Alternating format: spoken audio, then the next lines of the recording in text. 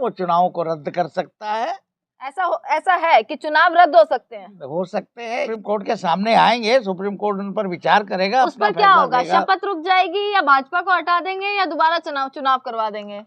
EVM को रद्द करे, जैसे और देशों में चुनाव हो रहे हैं, बैलेट के द्वारा चुनाव होने चाहिए। आप कह दिया कि अगर सुप्रीम कोर्ट नहीं मानेगा तो इंटरनेशनल कोर्ट तक जाएंगी। आगे आने वाले राज्य में भी चुनाव है, या तो चुनाव मत कराइए। आप जैसे कह रही हैं कि ममता बनर्जी यहाँ आ रही है सुप्रीम कोर्ट में, उनकी क्या याचिका है, उनकी क्या प्रेयर है, उस पर सुप्रीम कोर्ट विचार करेगा। नमस्कार, मैं दामिनी शर्मा, सजग भारत में एक बार फिर से आप सभी का स्वागत करते हैं। दोस्तों देखिए, जब से बंगाल चुनाव के नतीजे आए तब से एक के बाद एक अलग मोड़ बंगाल में देखने के लिए मिल रहा है, जहां एक तरफ ममता बनर्जी ने सीधी चेतावनी दे डाली कि सुप्रीम कोर्ट तक जाने वाली हैं, तमाम सबूतों को इकट्ठा करके कि कैसे भाजपा ने 100 से ज्यादा सीटों पर चोरी की, सारे सबूत लेकर सुप्रीम कोर्ट जाएंगे। अगर नहीं सुनी कोर्ट ने तो अंतरराष्ट्रीय कोर्ट यानी इंटरनेशनल कोर्ट तक जो है ममता बनर्जी दस्तक देंगे। और दूसरी तरफ हिंसा ही हिंसा बंगाल में देखने के लिए मिल रही है।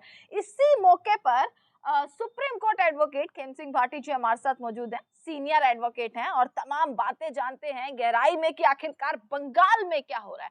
तो जानते हैं कि बंगाल में खेला होने की बात हो रही थी, पर खेला कुछ इस तरीके का हुआ है कि अब तक सुलझने का नाम नहीं ले रहा है। हाल में जब से नतीजे आए 207 सीट जो है भाजपा की आ गई, पर जब से नतीजे आए हिंसा हो रही है, आग लगाई जा रही है, कार्यालय तोड़े जा रहे हैं, यहाँ तक कि हत्या तक हो गई है। 4 लोगों की मौत इस चीज में हो चुकी है।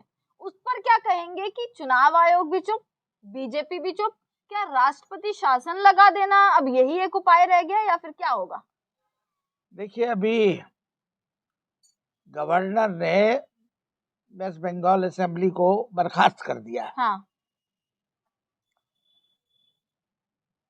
जो कारण है, जो घटनाएं हो रही हैं, जो हिंसा हो रही है, उसके बारे में क्या कदम उठाए गए हैं ये देखना होगा।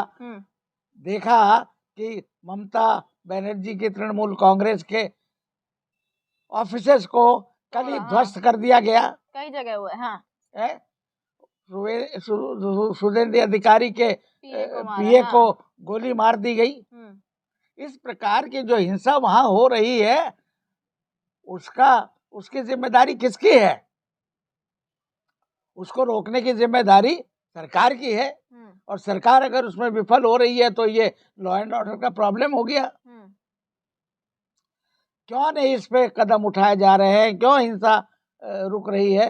क्यों ये इस बात को कि एक जो सत्ताधारी दल है वो उसकी हर बात सही है, जो विपक्ष है उसकी हर बात गलत है, ये धारणा प्रजातंत्र के लिए घातक है, प्रजातंत्र के लिए ठीक नहीं है। हमेशा प्रजातंत्र सशक्त होना चाहिए, प्रजातंत्र की बात को मानना चाहिए शासक दल को, और उसमें विचार विमर्श करके आपसी बातचीत करके उस समस्या का समाधान होना चाहिए और एक तरफा कोई बात नहीं थोप देनी चाहिए। अच्छा, जैसे देखिए नतीजे पहले से ही साफ नजर आ रहे थे कि भाजपा जीत तो सकती है, पर इतना बहुमत से ये नहीं पता थी, क्योंकि पहले से ऐसी खबरें आ रही थी। पहले किस तरीके से कंट्रोल रूम, स्ट्रांग रूम के अंदर जो है संदिग्ध लोग मिले, कैसे बैलेट पेपर की छटनी करते हुए मिले, ईवीएम की गाड़ी जा रही है, किस तरीके से ममता बनर्जी स्ट्रांग रूम भाग रही है, ममता बनर्जी के साथ मार पिटाई हो जाती है, ये सारी चीजें पहले से निकल कर आ रही है। एक मुख्यमंत्री के साथ कैसे मार पिटाई होती है, किस तरीके से उन्हें लात मारी जाती है, उस चीज पर भी किसी का कोई जवाब नहीं। अब सवाल यही है ना कि बात यह है कि जो व्यक्ति जिसकी जिम्मेदारी है, शासन की जिम्मेदारी है, ये सारी व्यवस्थाओं का वो शासन की जिम्मेदारी है। यदि शासन नहीं करता तो आप क्या कर सकते हैं? आप लाचार हैं, आपको कहीं से कोई भी ऐसा वो दिख नहीं रहा है रास्ता कि जहां से इसका निराकरण किया जा सके। आप कोर्ट जाते हैं तो कोर्ट से भी आपको सहायता नहीं मिल रही है, आप कहाँ जाएं? आज भारत का आम आदमी विवश पड़ा है, कहाँ जाए? अगर ये मामला अंतर्राष्ट्रीय कोर्ट तक जाता है, फिर जैसे कि ममता बनर्जी ने कहा कि इस्तीफा तो देंगी नहीं, इनकार तो कर दिया, साफ कह दिया कि अगर सुप्रीम कोर्ट नहीं मानेगा तो इंटरनेशनल कोर्ट तक जाएंगी। आपको लगता है ये मामला जो है वहां तक पहुंचेगा और सुप्रीम कोर्ट अगर मानेगा नहीं मानेगा, बात सुनेगा या तारीख भी देगा, वो एक अलग चीज हो जाती है। देखिए, सवाल ये पैदा होता है कि भारत का ये आंतरिक मामला है और हर व्यक्ति का ये दायित्व है कि वो संसार में भारत की बदनामी का माध्यम ना बने। हाँ। इंटरनेशनल कोर्ट ऑफ जस्टिस का जुरिडिक्शन इसमें कहाँ तक होगा, ये भी सोचनीय बात है, ये भी विचारणीय बात है।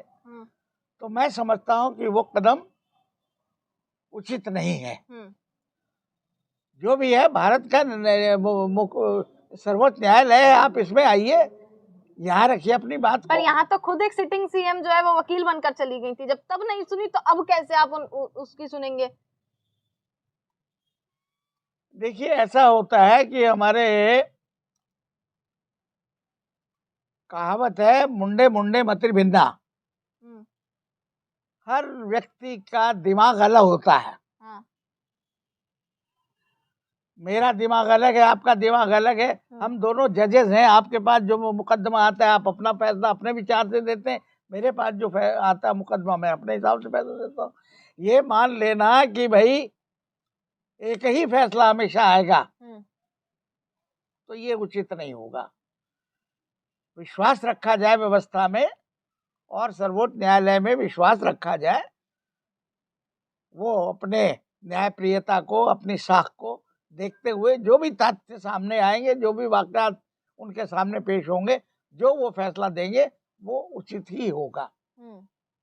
और अगर वो उचित नहीं होता तो जनता जनार्दन बैठी है, जनता अपने आप आकलन करती है। पर अभी देखिए, अभी तो आप भाटी जी क्या कहते हैं कि सुप्रीम कोर्ट तक बात चली गई है, ममता बनर्जी सबूत इकट्ठे। आपको लगता है 100 सीटों से ज्यादा का जो दावा किया जा रहा है कि 100 सीटों से ज्यादा पर चोरी हुई है, चोरी हुई है, आप भी देख रहे हैं।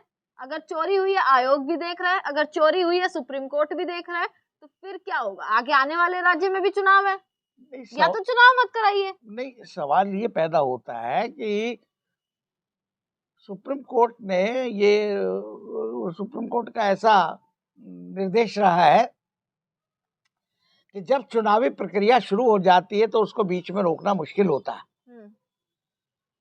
जब पूरे चुनाव हो जाते हैं, खत्म हो जाते हैं, उसके बाद में आप सुप्रीम कोर्ट जाइए, तब सुप्रीम कोर्ट आपको अपना फैसला सुनाएगा।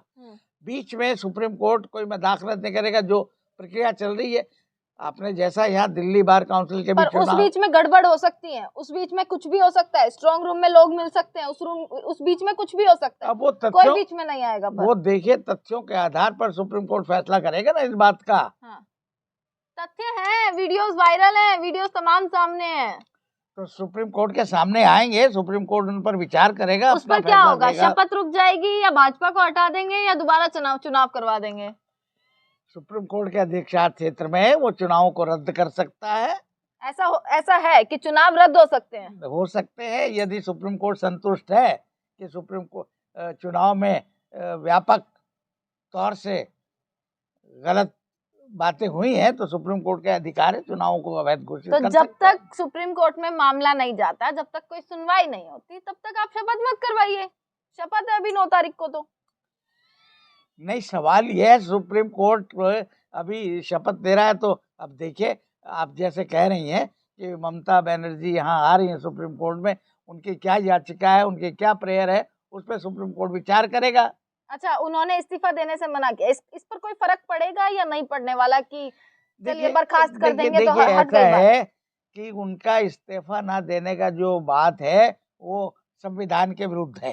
हाँ। जब संविधान में एक प्रक्रिया दी है कि भाई एक मेजॉरिटी पार्टी अगर चुनकर आ गई है तो नेचुरली सरकार को इस्तीफा देना है। उन्होंने कहा मैं हारी थोड़ी ना, मुझे तो हराया गया है। अब ये तो उनका कहना है ना, ये इस बात को तो सिद्ध होना चाहिए ना। अब जो 90 लाख वोटर का मसला है वो सुप्रीम कोर्ट तय करेगा। इलेक्शन में जो गड़बड़ियां हुई है वो सुप्रीम कोर्ट तय करेगा, सुप्रीम कोर्ट देखेगा, सुप्रीम कोर्ट में विश्वास रखा जाए। सुप्रीम कोर्ट देखता है कि भाई कुछ गड़बड़ है तो वो अपना आदेश वैसा देगा। जब सुप्रीम कोर्ट समझता है कि नहीं, ये कुछ इसमें गलती नहीं, तो सुप्रीम कोर्ट अपना, तो हमें सुप्रीम कोर्ट में विश्वास रखना चाहिए। अच्छा, मैं आपके पास आती हूँ। अभी बिहार के चुनाव हुए तब भी मैं आपके पास आई, उससे पहले तमाम चुनाव हुए तब मैंने आपसे पूछा। हर बार घूम फिर कर एक बात आ जाती है, ईवीएम की बात। हर बार एक सवाल जरूर किया जाता है, ईवीएम में छेड़छाड़ है। जब ये सारी चीजें सबको पता है, जब ये सारी चीजें विपक्ष को पता है, तो या तो वो आंदोलन करे या फिर कोर्ट एक बारी में कोई फैसला सुना दे। देखिए, ऐसा है कि ईवीएम वाला मसला जो है उसका विरोध तो होता रहा है। आप ईवीएम के विरुद्ध हैं या ईवीएम के साथ हैं? नहीं, जैसी परिस्थितियां है उसके हिसाब से तो बैलेट से ही चुनाव होने चाहिए। ईवी में अगर मॉनिटरिंग करने की आशंका है, वो उसको मॉनिटर किया जा सकता है, तो नेचुरली सरकार को चाहिए, शासन को चाहिए कि वो ईवीएम को रद्द करे। जैसे और देशों में चुनाव हो रहे हैं, बैलेट के द्वारा चुनाव होने चाहिए। मतलब ईवीएम में गड़बड़ी है, ये भी जांच का विषय है ना। ईवीएम में लोगों का आरोप तो है ना कि भाई जीतते जीतते छत्तीसगढ़ में चुनाव जीत रहे थे, हरियाणा में चुनाव की तरफ विपक्ष बढ़ रहा था, लेकिन अचानक ये पलट गया। तो लोगों को इस बात से शंका होती है कि शायद ईवीएम की वजह से मॉनिटरिंग हुई है, तो इसलिए चुनाव हार गया। तो ये लोगों को जो शंका है, उसको प्रशासन का एक स्वच्छ, स्पष्ट, ट्रांसपेरेंट रवैया होना चाहिए, जो आज नहीं है। तो ये प्रशासन की जिम्मेदारी है कि भाई एक फेयर, इम्पार्शियल, ट्रांसपेरेंट गवर्नेंस होनी चाहिए।